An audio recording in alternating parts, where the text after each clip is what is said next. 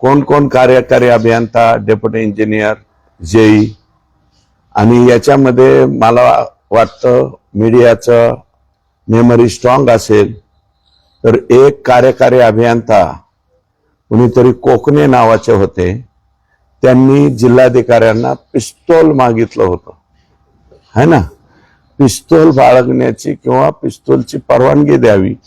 आणि याच्यावरती सध्याचे मुख्यमंत्री आणि तत्कालीन विरोधी पक्ष नेते यांनी सुद्धा मला वाटतं सभागृहामध्ये टिप्पणी केलेली होती. तर बोगस उचललेली बिले जिल्हा वार्षिक योजना म्हणजे डीपीटीसी सन 2021-2022 अंतर्गत यावेळेस कोण पालकमंत्री होते?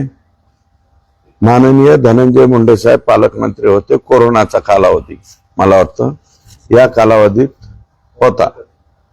परळी आणि अंबाजोगाई तालुक्यातील कामे न करता कोट्यवधी रुपयाची बिलं उचललीत. दिनांक 30/12/2021 रोजी सार्वजनिक बांधकाम उपविभाग अंबाजोगाई 2,31,00,000. दिनांक 18/3/2022 रोजी कार्यकारी अभियंता जिल्हा परिषद बांधकाम विभाग बीड 10,98,00,000. दिनांक 25/3/2022 रोजी कार्यकारी अभियंता सार्वजनिक बांधकाम विभाग अंबाजोगाई 6,59,00,000.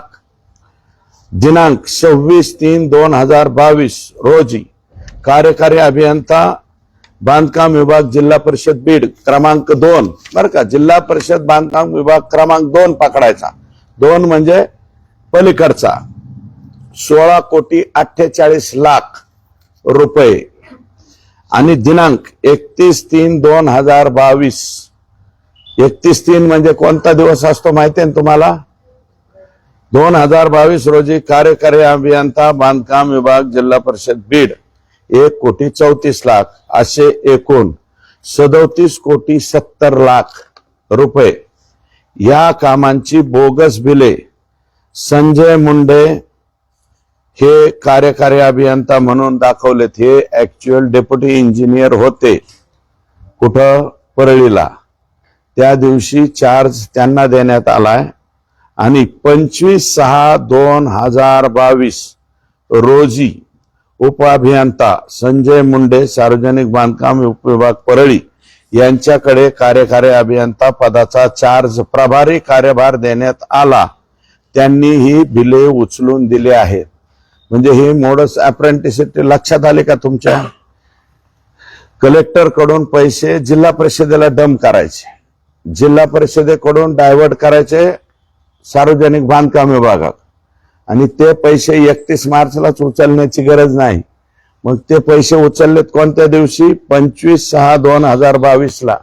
एकाच दिवशी 37,70,00,000 रुपये 1 रुपयाचंही काम न करता.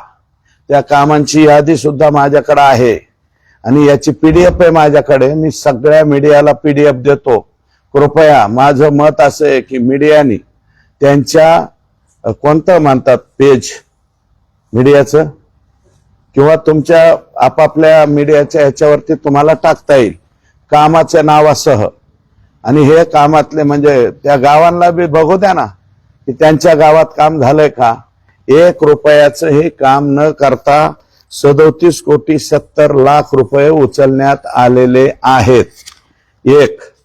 क्रमांक 2, सार्वजनिक बांधकाम विभाग अंबाजोगाई रस्ते विशेष दुरुस्ती कार्यक्रम 2021-22 अंतर्गत जानेवारी 2023 मध्ये, जानेवारी 2023 ला सुद्धा या जिल्ह्याचे पालकमंत्री हे माननीय धनंजय मुंडे साहेब होते. दिनांक 13/12/2021 रोजी 9 कामांचे 15 कोटी, 9 कामांची यादी माझ्याकडे आहे, पीडीएफ तुम्हाला द्यायला तयार आहे. दिनांक 18/2/2022 रोजी 1 कामाचे 1,20,00,000 कार्यकारी अभियंता गौरी शंकर स्वामी यांनी एकूण 16,20,00,000 रुपये हे रस्ते विशेष दुरुस्ती कार्यक्रमांतर्गत काडीचंही काम न करता हे पैसे उचलून घेण्यात आलेले आहेत. बजेट अर्थसंकल्पीय कामे हॅम म्हणजे हायब्रिड अॅन्युटी अंतर्गत, आता हा तिसरा प्रकार चालू झाला बरं, अंतर्गत मंजूर आणि सुरू असलेले 59 कोटी रुपयाचे रस्ता काम सुरू असून त्यामध्येच 6 कोटी 30 लाख रुपयाचं आणखी एक काम मंजूर करून केल्याचे दाखवले. परळी पूस बर्दापूर हा रस्ता कोणता आहे मला माहिती नाही. परळी पूस बर्दापूर या रस्ता कामावर 5 कोटी रुपये काम न करता बिल उचलले आहे. आणि याच्यातली गंमत बघा पुढं, या कामाची क्षेत्रीय कार्यालयाने पाहणी केली, तपासणी केली, त्यावेळेस या कामावर डबल पैसे उचलल्याचे लक्षात आले. त्यांनी सांगितलं की 17/3/2022 कक्ष अधिकारी सार्वजनिक बांधकाम विभागाने कळवलं की एकाच कामावर डबल बिल उचलण्यात आलेले आहे. तरी सुद्धा याच्यावरती कसल्याही प्रकारची कारवाई झाली नाही, पैसे तर उचलून घेऊन गेले. हॅम म्हणजे हायब्रिड अॅन्युटी कार्यक्रम आहे आणि हे दुसऱ्याच 5 कोटी रुपये दुसऱ्याच हेड मधले मंजूर करून आणले, दुरुस्तीच्या हेडचे, ते बी उचलून घेत. यावेळी कार्यकारी अभियंता आहेत शिवशंकर स्वामी, उप अभियंता आहेत संजय मुंडे आणि कनिष्ठ अभियंता आहेत अतुल मुंडे. हे कार्यरत होते या तारखेला.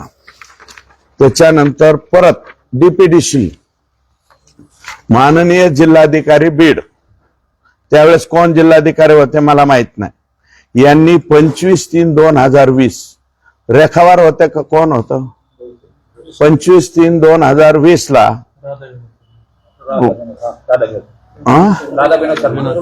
बहुतेक 25/3/2020 रोजी प्रशासकीय मान्यता रद्द केल्या 57 कामाच्या. परळी मतदारसंघातल्या 57 कामाच्या सार्वजनिक बांधकाम विभाग अंबाजोगाईच्या अंतर्गत येत असलेल्या 57 कामाच्या म्हणजे काय रद्द केलं, प्रशासकीय मान्यता प्रमा रद्द झाली म्हणजे विषय संपला. परंतु काय झालंय, या कामांचे एकूण 57 कामांचे प्रमा रद्द केल्यावर बी कलेक्टरने इकडे प्रमा रद्द केल्या, परंतु आकांनी तिकडे 14,43,45,000 रुपयाचे बिल उचलून मोकळे झाले. 14,43,45,000 रुपयाचे बोगस बिल उचलले. प्रशासकीय मान्यता कलेक्टरांनी रद्द केले. तत्कालीन कलेक्टर कोण होते मला माहित नाही. 25/3/2020 तुमचं मत आहे का राधा विनोद शर्मा साहेब होते, बहुतेक राधा विनोद शर्मा असतील. त्यांनी प्रमा रद्द केल्या, पण अंबाजोगाईच्या एक्झिक्युटिव्ह इंजिनियरनी डेप्युटी इंजिनियरनी त्यांनी 57 कामाच्या 14,43,45,000 रुपये उचलून सुद्धा मोकळे झाले. हा अतिशय गंभीर गुन्हा आहे. अशी एकूण परळी मतदारसंघामध्ये 2000 म्हणजे 31/3/2022 है ना. हा मी जे तारखा सांगितलेल्या आहेत तुम्हाला, सुरुवातीची तारीख आहे 13/12/2021 पासून 13/12/2021 बरं का. 2021, 22 आणि 2023 जोपर्यंत सरकार होतं त्या सरकारच्या कालावधीत मी जे आकडे सांगितले, पहिलं 37,70,00,000 रुपये बोगस उचलले, दुसरे 14,46,00,000 रुपये आणि 16,20,00,000 रुपये आणि 5 कोटी रुपये बर्दापूर पूसवरती, असे एकूण 73,36,00,000 रुपये बोगस बिले उचललेली आहेत. एवढं बोगस बिल मला वाटतं महाराष्ट्रातल्या कोणत्याही एका मतदारसंघात उचलले गेले नसतील. मी 5व्या टर्मचा आमदार आहे. मी असं कधी काही उद्योग माझ्या स्वतःच्या राजकीय जीवनामध्ये कधी केलेला नाही. हा एवढा मोठा उद्योग माननीय पालकमंत्री आणि तत्कालीन मला वाटतं त्यांच्याकडे कोणतं खातं होतं, सामाजिक न्याय मंत्र्यांच्या कालावधीत आणि पालकमंत्र्यांच्या कालावधीत 2021 ते 23 या कालावधीत एकट्या अंबाजोगाई सार्वजनिक बांधकाम विभाग मधून 73,36,00,000 रुपयाची बोगस बिलं उचललेली आहे। या कामांच्या याद्या माझ्याकडे आहेत। 1, 2 आणि 3 फायली मी केलेल्या आहेत वेगवेगळ्या, हेड बी वेगवेगळे आहे। डीपीडीसीचे किती उचलले, राज्य सरकारच्या एसआरचे किती उचलले आणि बाकीचे किती उचलले हे याच्या पीडीएफ आहेत। झेरॉक्स काढून याद्या देण्यापेक्षा पीडीएफच तुम्हाला देतो, तुमचे नंबर द्या आणि ते आपल्या आपल्या ब्लॉक वरती टाका तुमच्या मीडियाच्या, आणि मीडियाला सुद्धा खाली जाऊ द्या आणि परळी मतदारसंघातल्या सुज्ञ जनतेला सुद्धा पाहू द्या की या कामावर या कालावधीत या कामावर इथे काम झालती का। 1 रुपयाचं सुद्धा काम न करता ही सगळी बोगस बिलं या ठिकाणी उचलण्यात आलेली आहे। आता या संपूर्ण यादी संदर्भात तुम्ही यादी मुख्यमंत्र्यांकडे दिली का आणखी कोणाकडे दिली आणि तक्रार कोणाकडे करणार आहात? मी अजून कोणाकडेच दिली नाही। राज्याचे मुख्यमंत्री, सार्वजनिक बांधकाम मंत्री आणि राज्याचे उपमुख्यमंत्री उद्या येणार आहे, त्यांना बी ही संपूर्ण यादी, पण उद्या नाही देणार, उद्या डीपीडीसी आहे, पहिल्यांदा येत आहेत ते, त्यांना फक्त माहिती तर आता होणारच आहे ना, ते आमच्या इथे येत आहेत। उद्याच्या डीपीडीसी मधला आमचा विषय हाच राहणार आहे, याची तक्रार तर देणार आहे ना अजितदादाकडे बी।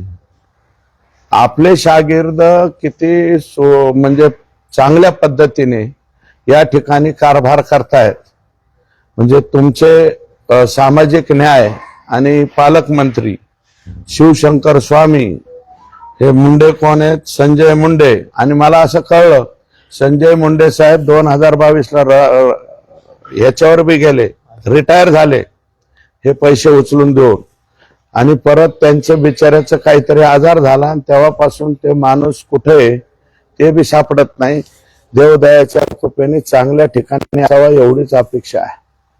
ते माणूस त्या परिसरामध्ये नाही, आता परळी आणि अंबाजोगाई परिसरामध्ये नाही, रिटायर झाल्यावर ते डेप्युटी इंजिनियर राहायला पाहिजे ना तिथं। किडनीचा काहीतरी आजार झालता म्हणले किरकोळ, अगोदर एकदम टाईट होता, पण हे बिलं उचलून दिल्याच्या नंतर लगेच किडनीचा आजार त्याला झाला। सुरेश धस काय बोलते, मला इथं देणं नाही असं बोलत तुमच्याबद्दल एकेरी भाषेत त्यांनी वक्तव्य केलं अजित पवार। नाही, ते बोलू शकतात। अजितदादा हे 7 वेळा उपमुख्यमंत्री राहिलेले आहेत, माझे सुद्धा काही काळ ते नेते राहिलेले। सुरेश धस ते मला म्हणू शकतात, माझा एकेरी उल्लेख करू शकतात। त्यांचं माझ्यापेक्षा वय जास्त आहे, अजितदादाचं समथिंग 65च्या आसपास वय आहे, माझं 54च वय आहे, मी लहान माणूस आहे, त्याच्यामुळं मला एकेरी उल्लेख केला काय, अरे तुरे बोलले काय किंवा जास्त जोरात बोलले काय, त्याचं मला काही वाटत नाही। मी त्यांच्या बरोबर असताना बोललेले, मी सांगतो ना, अजितदादा रागारागात बोलतात पण नंतर मात्र प्रेम करतात, त्याच्यामुळे अडचण नाही। पण एवढं प्रेम करू नये दादांनी 63 कोटी उचलणाऱ्यांवर, अशी माझी विनंती हो। मी फक्त फडणवीस, नड्डा, शहा यांच्या झालं ते मी बोललो ना, ते बरोबर आहे, दादा बोलतात ते बरोबर आहे। फडणवीस साहेबांशी बोलू शकतात, नड्डा साहेब, ते ज्येष्ठ म्हणजे महायुतीचे एक प्रमुख घटक आहेत, ते जर त्यांना कोणाबद्दल काही बोलायचं असेल, मी तर काही त्यांच्यावरती बोललो नाही, माझ्याकडून चुकून एकदा एकेरी उल्लेख केला होता, मी माफी मागितली होती, आणि ते जे आहेत ते बरोबर आहे। नड्डा साहेब, अमित शहा साहेब किंवा मोदी साहेब आणि फडणवीस साहेब किंवा आमचे राज्याचे जे महसूल मंत्री आणि प्रदेशाध्यक्ष आहेत त्यांच्याकडे ते बोलू शकतील, बाकीच्यांना, आम्हाला छोट्या कार्यकर्त्यांना दादांनी बोलण्याचं काय कारण? धनंजय मुंडे म्हणतात की माझ्या राजीनाम्याची मागणी कोणीही केली नाही, आम्ही सुद्धा नाही केली, मी कुठं राजीनामा केला, फक्त एवढं म्हणतो ही एवढं कसं काय उचललं, एवढं म्हणणं आहे बाबा। आता याचं उत्तर द्या म्हणा एक्स पालकमंत्र्यांना। हा बोला। आता ते तुम्हीच बघून घ्या ना, त्याच्यातले कंत्राटदार कोण आहे काय, एवढं कुठं बघत बसावं, काही काय मजूर संस्था आहेत, काही गुत्तेदार आहेत, त्यांचे नाव तुम्हीच बघा, पीडीएफ दिल्यावर काय अडचण आहे तुम्हाला? पीडीएफ दिल्यावर गुत्तेदार कळेल, हे कळेल, ते कळेल, कोणाच्या नावावर आहे, काय आहे. आणि हे पसारा थोडा आहे का? हे लय मोठा पसारा आहे. हा, कामांच्या याद्या आहेत, काही ठिकाणी लाखात पैसे उचललेत, काही ठिकाणी कोट्यात उचललेत. हे काय, हे पहिलं जे हे आहे 30/12/2021 ते 31/3/2022 या कालावधीत भाऊ किती पैसे उचलले? 70 कोटी ना पहिल्या कट्ट्यात, 37 कोटी. 37 कोटी हे लास्टला आहेत. हे 37 कोटी 70 लाख अण्णा, पहिल्या टप्प्यात. उद्या डीपीडीसीची बैठक आहे आणि पहिल्यांदाच उपमुख्यमंत्री आणि जिल्ह्याचे पालकमंत्री अजितदादा उद्या येत आहे. पंकजा मुंडे सोबत आहे, धनंजय मुंडे सोबत आहे, तुम्ही राहणार. हो, त्या आधीच तुम्ही हा घोटाळा काढला. मी आधी काय डीपीडीसीचा आधी काढला नाही, माझ्याकडे आता पोहोचला, आज दुपारी पोहोचला. जे जे कोणी त्या परिसरामध्ये त्यांच्यावरती समजा प्लीज असतील लोक, ते प्लीज असलेले लोक कागद आणून देतात माझ्याकडे आणि त्याच्यावरती मी बोलतो. आता महादेवराव मुंडेंचा मर्डर झालेला सुद्धा मला बाहेरून थोडेच अमेरिकेतून कोणी नाही सांगितला, परळीतल्याच लोकांनी सांगितला. कारण महादेव मुंडेंच्या मिसेसचं स्टेटमेंट मला वाटतं तुम्ही घेतलेलं आहे. त्याचं लेकरू रडतंय. अजूनही महादेव मुंडेच्या 15 महिन्याच्या नंतर सुद्धा एकही आरोपी पकडला गेलेला नाही. म्हणून ही माहिती ज्या वेळेस आली, डीपीडीसी उद्या आहे का नाही का याचा काही संबंध आहे याच्याशी. याच्याशी जे जे माझ्या पुढे ज्या ज्या दिवशी येईल त्या त्या दिवशी मी लोकांच्या पुढे मांडायचा प्रयत्न करेन. 73 कोटी रुपये उचलणं म्हणजे भाजपाला नाही राव, हे लय अवघड आहे. इतकाले पैसे कस काय उचलू शकतात? 73 कोटी मध्ये मला वाटतं एखादा मतदारसंघ कॉन्क्रिटीकरण झालं असतं त्याचं, नाही तर अख्ख्या जिल्ह्याच्या शाळा बांधता आल्या असत्या. अख्ख्या जिल्ह्यामध्ये अंगणवाड्याचा पत्त्या नाही, आमच्या शाळा पण नाही, सगळ्या बांधून झाल्या असत्या ना. ते कशाला रस्त्यावर पैसे खर्च करायचे? आणि ते बी बोगस उचलण्यासाठी. इतकाले बोगस उचलित सर, बोगस मान्य करू, लाख लाख रुपयाचं उचललं, 25,000चं उचललं, 25 लाखाचं उचललं. 25 पैसे सुद्धा उचलता येत नाहीत. 73 पैसे बोगस उचलता येत नाहीत. आणि याच्यामध्ये सरकारने कळवलंय एका ठिकाणी, तर इथं डुप्लिकेशन झालंय ऊस बारदापूर रस्त्यावर. ऊस बारदापूर रस्ता म्हणजे कोणीकडचा आहे? यांच्याच मतदारसंघातला असं मला नाही माहित बाबा, मी एवढा फिरलेला नाही जिल्हा. पण पत्रकार मंडळींना माझी विनंती, एवढा सायगाव तिकडच दिसतंय मला असं वाटतं. शीतल कुमार बल्लाळ म्हणून पीआय होते, त्यांचा एक ऑडिओ क्लिप जो आहे तो व्हायरल झाला होता वाल्मिक कराड त्याच्यासोबत बोलताना. एक दुसरा एक ऑडिओ त्यांचा व्हायरल होते, त्यांच्या सहकारी पोलिसांचा त्यांनी छळ केल्याचा ऑडिओ आहे, ऐकलं?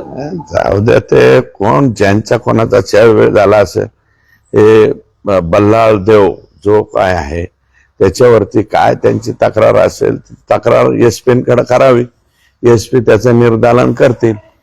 आता आकांचे माणसं आका कसे बोलतात पोलिसांना, ते मी जिल्ह्याचा बाप आहे. आता आम्ही आमच्या जिल्ह्याचा बाप, जर ते एकटे झाले तर आमचे बाप कुठं होते याचा आम्हाला मेळ लागा. जिल्ह्याचे बाप झालेले होते ते आका, तर मग जिल्ह्याच्या बापाचं हे कर्तव्य आहे का? जिल्ह्याच्या बापाचं काम काय असतं? आणि मग ह्याच्यामुळे तर कोट्यावधी रुपयाच्या प्रॉपर्टी व्हायला लागल्या, कोणीकडे जमिनी घ्यायला लागले. 50-50 लोकांना ते दर महिन्याला, लोकांना म्हणतोय मी, तुम्ही ओळखून घ्यायचं काय, 50-50 100-100 लोकांना ते दर महिन्याला काही ठराविक रक्कम पाठवत होते. नको त्या माणसांच्या कोट्यवधी रुपयाच्या प्रॉपर्टी दिसायला लागल्या, काही बी व्हायला लागले. मग याचं कारण काय? हे आता इतकाले बोगस मला वाटत नाही महाराष्ट्रातल्या कोणत्या एका मतदारसंघामध्ये 73 कोटी रुपयाचं बोगस बिल उचललं गेलं असेल. हे बोगस बिल कसे उचलले बाबा? कोरोनाचा काळ होता, तुमचं होतं, ठाकरे साहेबांचं मुख्यमंत्री होते, उपमुख्यमंत्री दादाच होते. दादांना आता उद्या आम्ही विचारू, दादा मायबाप हे कसं इथलं इथं चौकशी लावतात का वरून चौकशी लावतात बघूया. आणि शिवेंद्र बाबा या खात्याचे मंत्री झालेत आता. आणि सगळ्यात जास्त म्हणजे बरं झालंय, प्लॅनिंग आणि फायनान्स ज्यांच्याकडे आहे त्यांच्याकडंच हे तपासणी आता येणार आहे. प्लॅनिंग डिपार्टमेंटला सुद्धा डोकं चक्रावून जाईल ना, इतकं भारी प्लॅनिंग आहे. डीपीडीसीचे पैसे कलेक्टर कडनं बीएनसीला पाठवायचे, बीएनसी कडनं जिल्हा परिषदेला डंप करायचे. म्हणजे जिल्हा परिषदेला काय, या वर्षीचे पैसे पुढच्या वर्षी खर्च करता येतात. हे मार्च महिन्यामध्ये पैसे डंप केले म्हणजे डिसेंबर महिन्यापासून डंप करण्याला सुरुवात केली. प्लॅनबद्ध कार्यक्रम बघा, डिसेंबर महिन्यापासून मार्च महिन्यापर्यंत पैसे डंप केले आणि 25/6 हे पैसे काढून घेतले. कारण पैसे कुठे आहेत, जिल्हा परिषद. मग बिल कुठून काढायचे, बीएनसीतून. मग पैसे परत जिल्हा परिषद कडून ट्रान्सफर करायचे कुठं, ऍक्च्युअल नियमाप्रमाणे जे प्लॅनिंग डिपार्टमेंटचे जे रूल्स अँड रेग्युलेशन्स आहेत त्याप्रमाणे बीएनसीला हे पैसे दुसऱ्या वर्षात वापरता येत नाहीत. इथं मात्र ते सुद्धा रूल्स अँड रेग्युलेशन मातीत घालण्यात आलेलं आहे. जिल्हा परिषदेकडून पैसे ट्रान्सफर केले बीएनसीला आणि बिल बीएनसी कडून काढून घेतले.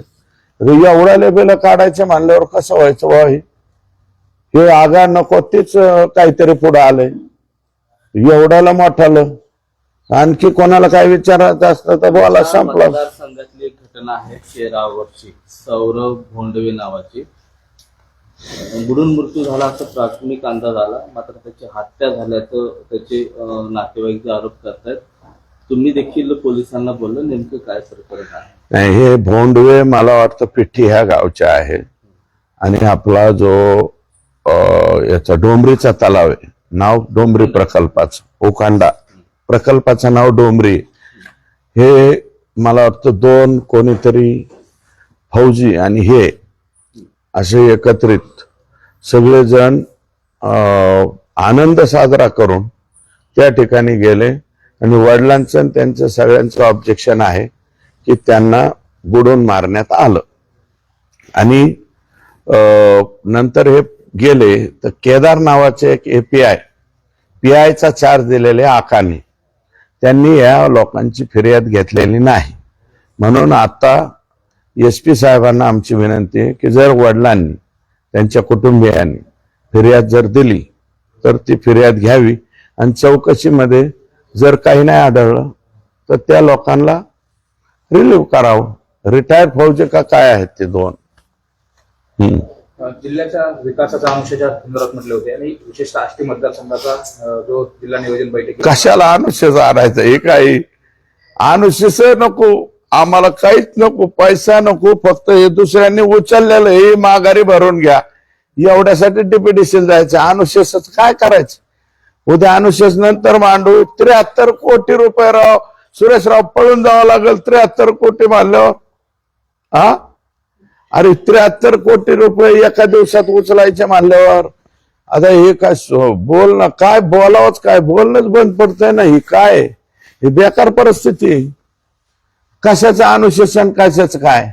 अहो मी त्या दिवशी सांगितलं बीड जिल्ह्याची डीपीडीसी 400 कोटीची, सगळ्यांना विश्वासात घ्यायचं, मला अधिकार द्या म्हणायचं. आम्ही सगळ्यांनी विश्वासाने अधिकार देऊन टाकायचे. हा, उद्याची जी डीपीडीसी आहे सुरेशराव रिअप्रोप्रिएशनची, त्याच्यात माझा एक रिअप्रोप्रिएशनचा विषय आहे. पण आता आम्ही बाय फर्गेशन वाचतोय, बुकलेट पाठवलंय कलेक्टरने, अजून अभ्यास नाही केला. आज रात्रीत अभ्यास करू. त्याच्यात मी प्रत्येक तालुक्याला किती डीपीडीसीतनं यांनी पैसे दिलेत, काय दिलेत, शहराचे मागितले, अजूनही बी पीडीएफ येते माझ्याकडं. कलेक्टर म्हणलेत मी पाठवलं. मग तुम्ही काय करता, 100 रुपयापैकी 10 रुपयात 10 तालुके वाटे लावायचे आणि फक्त परळी तालुक्याला 90 रुपये घेऊन जायचे. बरं जायनात का बाबा, सत्कारने तरी लावा. ठीक आहे, असं मानल्यावर परळीचा विकास कसा व्हायचा आणि कशाला कोण माणसं 1 कोटी 45,000 का 42,000 नाही निवडून यायचे तर काय होतं ना माणसं इतक्याला मानलो. हा, 73 कोटी रुपये उचललेत. 73 करोड, 73 कोटी रुपये कशाला म्हणते? आणखी त्यात 17 घातले तर 100 कोटी होते. हा, आणि हा एकाच फक्त कार्यकारी अभियंता ते दोन का एक बरोबर 4 दिलाय.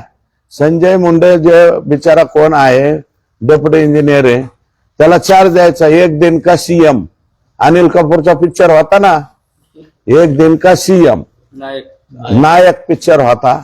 त्याच्यात अमरीश पुरी एक होता आणि अनिल कपूर एक होता. त्याच्यात ते म्हणतो, हसत हसत पत्रकार असतो तो अनिल कपूर, तो म्हणतो मेरे को एक दिन का सीएम बनाओ. अमरीश पुरी म्हणतो इसको बना दो एक दिन का सीएम. एका दिवसात पुरा काटा काढतो. तसा एक दिन का आमचा संजय मुंडे एक दिन का एक्झिक्युटिव्ह इंजिनियर गेला बिचारा. आता हे काय, गप्पा गप पैसे उचलायचे. 37 कोटी रुपये एका दिवशी उचलायचे. दुसऱ्या दिवशी 16 कोटी एकदा उचलायचे, 5 कोटी एकदा उचलायचे आणि 14 कोटी एकदा उचलायचे. हे बघा ना, 37 कोटी 70 लाख, 14 कोटी 46 लाख, 16 कोटी 20 लाख, 5 कोटी बर्दापूर पुस डुप्लिकेट. सरकारने सांगितलं हे डबल पैसे उचलले, तरी बी काहीच नाही. अरे मग हे नेमकं कोणाची शिळी कोणाला पिती आणि कोणाचं काय चाललंय याचा मेळ तरी लागला पाहिजे ना. हे किती भयानक आहे. आणि हा, उद्या अजितदादांना हे सगळं दाखवणार आहेत का तुम्ही? पीडीएफच पाठवतो ना अजितदादांना. काय तकलीफ त्यांना घ्यायची? अजितदादाकडले पीए डिकले अजून 10-15 पीए सगळ्याला पीडीएफ पाठवतो. दादा यांना अभ्यास करायला बसवा. उद्याच्या उद्या नाही, उद्या आता पहिला दिवस आहे त्यांचा. हो नाही, कृष्णा आंधळे हा पोरगा, त्याच्याबद्दल मी माहिती घेतली पोलिसांकडे. SIT चांगलं काम करते. आमच्या जिल्ह्याची LCB सुद्धा चांगलं काम करते. काही पोरांची नावं पेपरला टीव्हीला वगैरे येतात. माझी विनंती आहे वरिष्ठ लोकांना किंवा माहिती देणाऱ्यांना की चुकीच्या माहिती देऊ नये. ज्या पोरांनी LCBच्या बाकीचे काही जे मुलं आहेत, यंग मुलं आहेत, ही 6 पैकी 5 आरोपी ह्यांनीच पकडले आणि त्यांचेच नावं टीव्हीवर येतात आकाशी संबंधित. तोंड हाणून घेते ना लोक. त्यामुळे माझी विनंती आहे तुम्हाला सुद्धा, बीड जिल्ह्याच्या जे कोणी आपले तुम्ही प्रतिनिधी आहे, तुम्ही बी वरच्यांना कळवा की बाबा बीडच्या बाबतीमध्ये सगळ्याच जणांची सगळेच नावं लगेच फ्लॅश होऊ नयेत, अशा प्रकारची विनंती आहे. हा कृष्णा आंधळे हा पोरगा संभाजीनगरला, मी त्याची माहिती काढली, संभाजीनगरला पोलिसाची तयारी करत होता पूर्वी. परंतु तो पोलिसाची तयारी करता करता गुन्हेगारीकडे वळला. यापूर्वी त्यांनी तिथे काही गुन्हे केलेले आहेत संभाजीनगरला. आणि 5 का 7 पत्र्याचं घर आहे, गरिबी आहे. आणि त्याला फारसं काही घराबद्दल, म्हणजे हे मी म्हणत नाही, आपल्या घराबद्दल आई वडिलांबद्दल प्रेम असतंच, पण न जाणो त्या लेकराला त्याच्या घराची ओढ नाही किंवा त्याच्या घराकडे अनेक दिवस तो संपर्काविना राहतो, असा त्याची हिस्ट्री आहे. त्याच्यामुळं कदाचित आता तो एक राज्य सोडून दुसऱ्या राज्यात, दुसरं राज्य सोडून तिसऱ्या राज्यात किंवा आणखी कुठं नेपाळकडे इकडे तिकडे सरकलाय का, असं काही घडलं असेल. पण एक राहिले तेवढं एक, म्हणजे कृष्णा आंधळे हे या पोऱ्याला अटक झाली पाहिजे. हा आरोपी आहे, त्याचा रोल पण त्याच्यामध्ये आहे.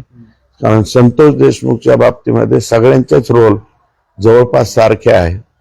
आणि 50 दिवस झाले, दुर्दैव आहे 50 दिवस अजूनही एक आरोपी आहे, ठीक आहे, पण आमचं समाधान आहे. आणि दुसरं म्हणजे उज्ज्वल निकम साहेबांची ऑर्डर ही निघालीच पाहिजे, असं हे मत आहे. आणि त्यातल्या त्यात आमच्या जिल्ह्यातले काही लोक आमच्या बीड जिल्ह्याची बदनामी व्हायला लागली. अरे तुमची बदनामी चाटायचे का? महादेव मुंडे 15 महिन्यापासून जिल्ह्याची बदनामी चाटायचे का आम्हाला? 15 महिन्यापासून महादेव मुंडेचे गुन्हेगार आरोपी सापडत नाहीत. एक आणि संतोष देशमुखला इतक्या ब्रुटली मारलं जातं. तुम्ही मारता आणि तुम्हीच बदनामीचे कावे काढता. ही कुठली पद्धत आहे? मारला का? कशामुळे मारला?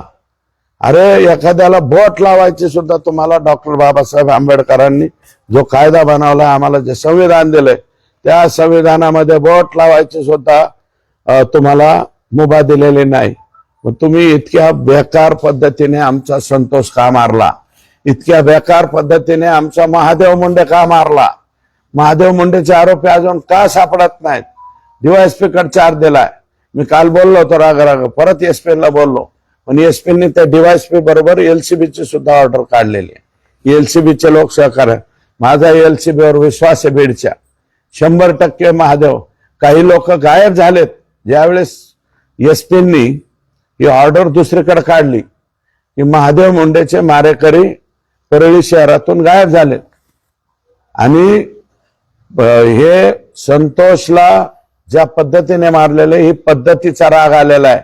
बीड जिल्ह्याची कुठेही बदनामी होत नाही, काय नाही. उलट बीड जिल्ह्याचं राजकारण म्हणजे हे गुंडागर्दी समूळ नष्ट होणार आहे. आणि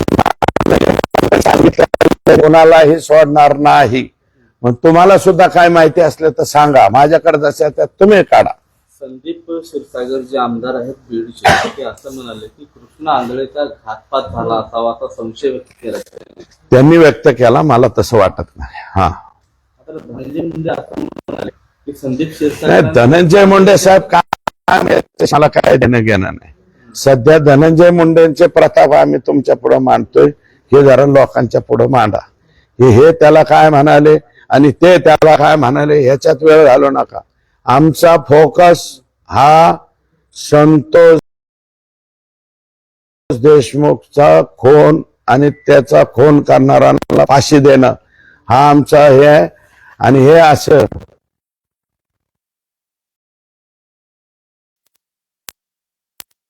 आज जरांगे पाटलांचा 4था दिवस आहे, तुम्ही रात्री भेटूनही आले. विनंती मागे जाऊन नेमकं कशा पद्धतीने सरकार प्रयत्नशील आहे. सरकार त्यांच्या संपर्कात आहे. मी एकटाच नाही, वेगवेगळ्या अंगाने राज्याचं सरकार हे त्यांच्याशी संपर्कात आहे. आणि रात्री मी जाऊन दादांना विनंती केली, कारण काय आहे की यावेळेस तब्येत जरा नाजूक आहे. आणि त्यातल्या त्यांच्या ज्या 8 मागण्या होत्या त्यातल्या जवळपास 3 ते 4 मागण्याला सरकारने होकार दिल्याचं मला कळतंय. आणि ते होकार दिल्याचं कळून सरकार आणि त्यांचा सुसंवाद जो आहे तो चालू झालेला आहे दादांचा. आणि लवकरच त्यातला मार्ग निघेल. आणि माझी आपल्या माध्यमातून त्यांना विनंती आहे की जे सरकार हो म्हणेल तेवढं लेखी स्वरूपामध्ये प्राप्त करून घेऊन ते मला वाटतं यश करावं. आणि ज्या बाबतीत सरकार नाही म्हणेल त्याच्या बाबतीत आंदोलन करावं. आम्ही आंदोलनामध्ये 100%, कारण त्यांनी कोणत्याही पक्षाची बाजू कालच्या विधानसभेमध्ये घेतलेली नाही. त्यामुळे त्यांनी आंदोलन पुकारलं, उद्या आम्हाला बी आंदोलनामध्ये सहभागी व्हावं लागेल. वाल्मिकरांचा आणखीन एक फोन कॉल व्हायरल झाला होता. निशिगंधा खुळे नावाची PSI सायबर सेलची, तुमच्यापर्यंत माहिती आली असेल नेमकी पोस्ट काय होती, काय गुन्हा होता, ती माहिती घेतली असावी. काय होतं? मी नाही घेतली. माझी आपल्याला मुदळकरची विनंती आहे की त्या ज्या निशिगंधा वाड आहेत, काय निशिगंधा खुळे या ज्या अधिकारी आहेत, निशिगंधा वाड ऍक्टर होत्या, सॉरी, निशिगंधा खुळे या हस्ताना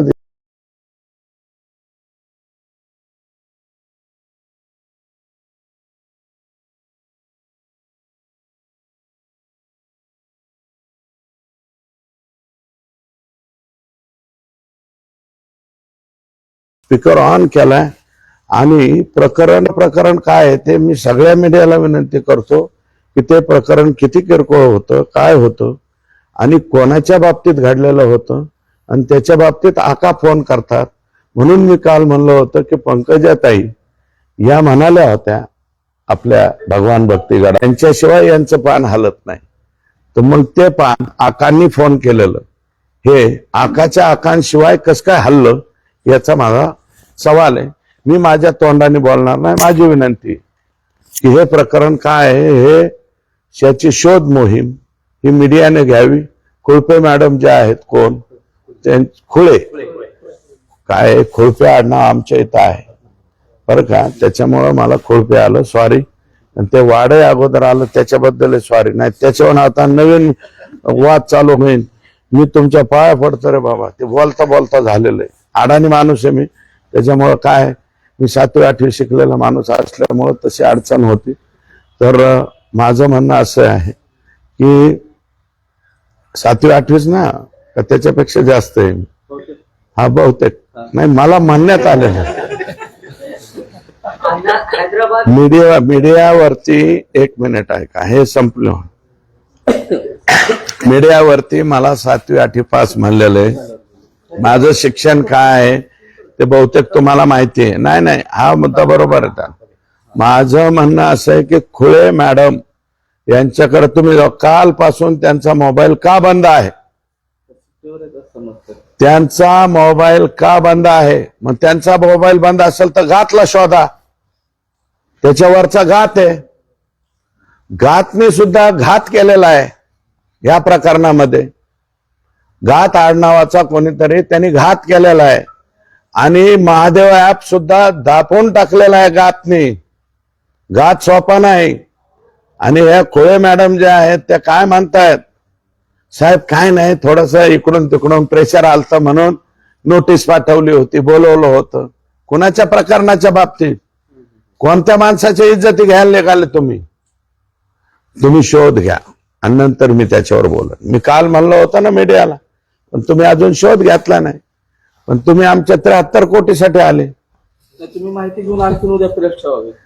माहिती मी कशाला घेऊ? शोध मोहीम, शोध. अहो तुम्ही लोकशाहीचा 4था स्तंभ आहात. आम्ही तर एक 2.25 तालुक्याचे आमदार आहोत. हा, किरकोळ माणसं आहेत आम्ही, गरीब माणसं. एवढं मीडिया घेऊन जाणं, त्याला विचारणं, एवढं आमची ताकद नाही साहेब. आम्ही गरीब माणसं. तुमचे शब्द ऐकण्यासाठी महाराष्ट्र आतुर राहतोय असताना आणि तुम्ही लहान स्वतःला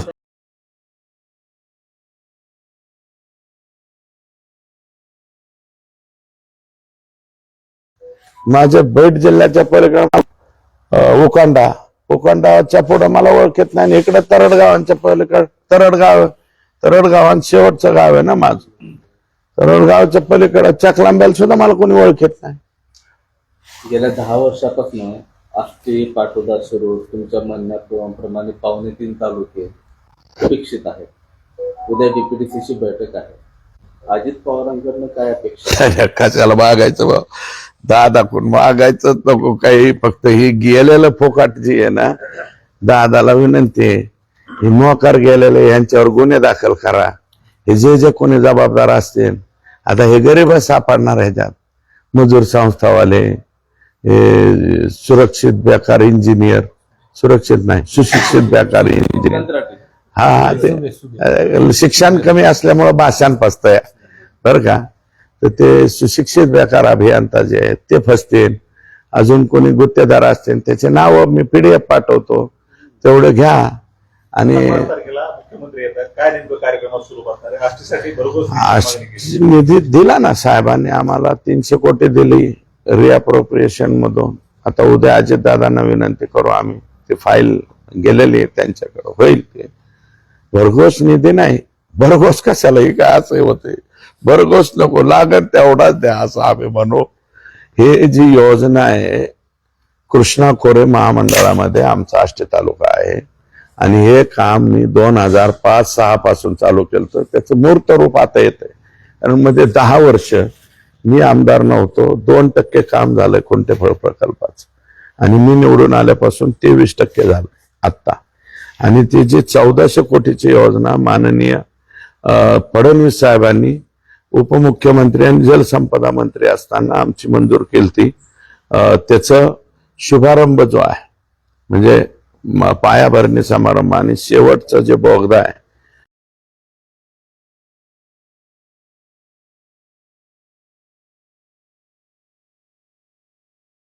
त्याचं ब्लास्ट करून त्याचं कामाचा शुभारंभ केला. त्यातलं 1400 कोटी रुपयाच्या कामाचं हे काम आहे. ही विनंती आमची करायची. 1.68 TMC पाणी आम्हाला मिळाले. पहिले 500 MCFT आम्हाला ओव्हरफ्लोचं मिळाले कुकडीचं. आणि आता साहेबांनी आमच्या वाट्याला जे मराठवाड्याच्या वाट्याला 23.66 आले, त्यातलं 5.68 आष्टी तालुक्याला आहे. तर आमचं राहिलेलं 4 TMC पाणी मिळावं यासाठी हा कार्यक्रम आहे. आणि माननीय मुख्यमंत्री महोदय पहिल्यांदा जनरल पब्लिकच्या कार्यक्रमात येत आहेत असं आम्हाला वाटतं. साहेबांचे तिकडे बरेच कार्यक्रम होते. त्या दिवशी कोकणात कार्यक्रम आहे, नंतर आपल्या इथं आहे. तर त्या निमित्त मुख्यमंत्री येत आहेत म्हणून आम्ही जे आहे ते त्यांचं स्वागत करण्यासाठी तयार. धनंजय मुंडेंनी आज दिल्ली गाठलेली आहे असं म्हणतात की जर फडणवीसांनी अलिबागला दोषी वाटले तर मी राजीनामा देणार. दिल्ली गाठलेली, दिल्लीला ते या राज्याचे मंत्री आहे. ते वरच्या मंत्र्याला भेटायला गेले असते, काही अडचणी असतील कुठं काय. परंतु आम्ही काय म्हणतो, अजितदादांनी त्यांच्या बाबतीतला निर्णय करावा. भारतीय जनता पार्टीचा काय संबंध, फडणवीसांचा काय संबंध? फडणवीसांची आमची पार्टी कोणती? भारतीय जनता पार्टी. माझ्या बाबतीतला काय निर्णय असता तर फडणवीस साहेबांनी घेतला असता, परंतु त्यांच्या बाबतीतला निर्णय फडणवीस साहेब कसं काय? त्यांच्या बाबतीतला निर्णय अजितदादाच घेते.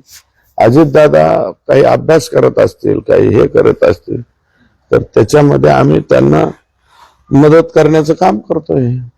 महिला अधिकारी आढळून आला बल्लाळ, दुसरी महिला अधिकारी खुळे.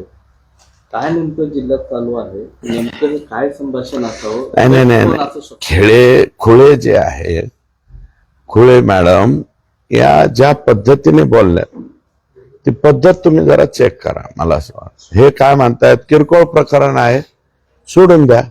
तर माझं विनंती आहे ना तुम्हाला, मी माझं तोंडाने कशाला सांगू? तुम्ही शोध मोहीम घ्या ना खुळे मॅडमची, गात साहेबांची.